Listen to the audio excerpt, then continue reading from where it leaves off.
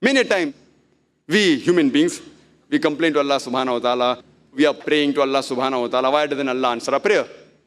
Allah says in the Quran, you ask me and I will answer your prayer. But here I'm praying every day, Allah is not answering. It sounds a bit contradictory. Allah says, you pray to me and I answer your prayer. But we find many times we pray but nothing happens. Allah says in the Quran in Surah Baqarah, chapter number 2, verse number 216, you may like a thing which is not good for you. And you may hate a thing which is good for you. You know not, but Allah knows. For example, there is a young boy, about 20 years old. He's praying, Ya Allah subhanahu wa ta'ala, give me a BMW. I don't know whether you're aware of BMW. BMW motorcycle. I want a BMW motorcycle. Very fast motorcycle. Praying. Prayer is not answered. Maybe Allah knows that if Allah would have given him a motorcycle, he would have had an accident and he would have fractured his leg. He would have become handicapped. So, actually Allah subhanahu wa ta'ala, by not answering his prayer, he's answering his prayer. By not answering his prayer, Allah is answering his prayer.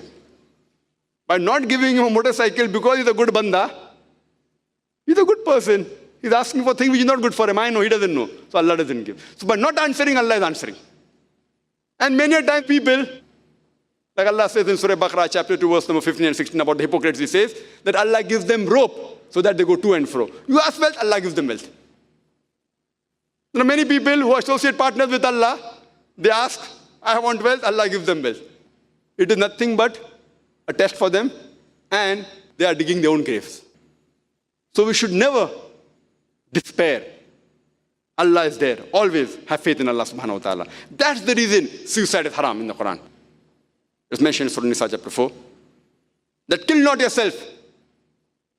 Kill not yourself, because Allah is most forgiving. He is there. If you have faith in Him, the moment a person commits suicide, it is as though he is ungrateful. He says, Almighty God has given me so much trouble. He is unjust. It's not worth living, and he ends his life. Allah says in the Quran, in Surah Baqarah, chapter number 2, verse number 286, which is the last verse of Surah Baqarah, that Allah subhanahu wa ta'ala does not lay a burden on anyone greater than what he can bear. Allah does not lay a burden on anyone greater than what he can bear. This is the first part of the verse. The next part of the verse continues, and then we make a dua. Ya Allah subhanahu wa ta'ala, lay not on us a burden greater than we can bear. In the first part of the verse, when Allah has already promised that He will not lay a burden greater than what we can bear, then why do we have to pray, oh Lord, lay not on us a burden greater than we can bear? Because why? We dig our own grave. We lay a burden greater than what we can bear. We are the cause. We ask, give me wealth. Allah gives wealth. So we are praying to Allah subhanahu wa ta'ala, make not us the cause to lay a burden on ourselves greater than we can bear. So we should always have faith in Allah subhanahu wa ta'ala and worship Him alone. He is the creator. Our purpose of existence is to worship Allah subhanahu wa ta'ala and no one else. This life is a test for the hereafter. Obey His commandments and be satisfied. Whatever test He gives you, a true moment is thankful to Allah subhanahu wa ta'ala. Normally we complain, we don't have this, we don't have this. The most important thing for living is what?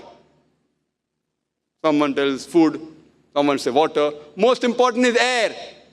If you don't have air, for a few minutes you will die. How many of us, have we ever thanked Allah subhanahu wa ta'ala, thank you for the air you have given us? How many of us have done that? How many of us, do we realize, free mein milta hai to kya? We should reflect on the signs of Allah subhanahu wa ta'ala and all the ni'mah He has given us.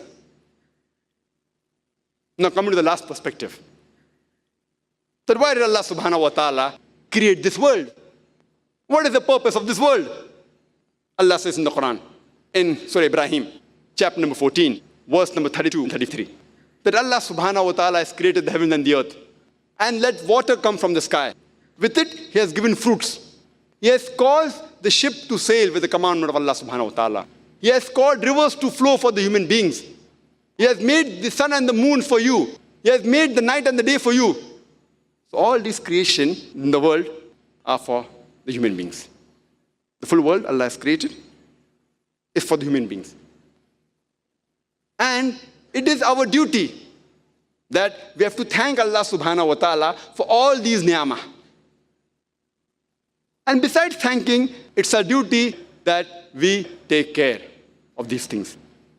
That's the reason Allah subhanahu wa ta'ala has created animals. But killing animals, it is prohibited. Killing animals is prohibited.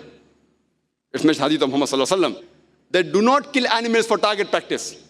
Yes, for food amongst the halal animal which Allah has given permission, that you can have, with the way Allah has showed you and the Prophet has showed us. But for target practice, and we find many people, they want to conquer these ni'amah.